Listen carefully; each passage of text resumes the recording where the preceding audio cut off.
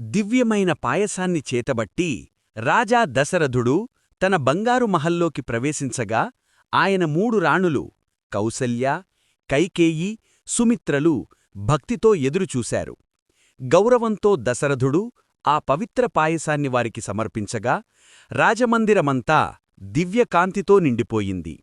కొద్దికాలంలోనే అయోధ్యలో ఆనందం విరాజిల్లింది. కౌసల్యాదేవి శ్రేయోమూర్తి రాముణ్ణి ప్రసవించింది. ఆయన దివ్యకాంతితో వెలిగాడు. కైకేయీదేవి ధైర్యవంతుడైన భరతుడిని ప్రసవించింది. సుమిత్రాదేవి క్రీడాస్వభావంగల లక్ష్మణుణ్ణి, శాంతస్వభావంగల శత్రుఘ్నుణ్ణి ప్రసవించింది.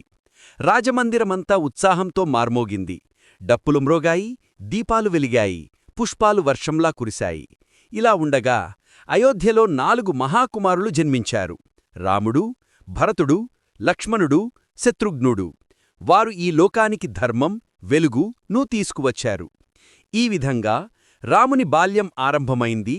రామాయణంలోని కొత్త అధ్యాయం మొదలైంది. తదుపరి భాగాలను తెలుసుకోడానికి అనుసరించండి. తరువాతి భాగంలో మళ్ళీ కలుద్దాం.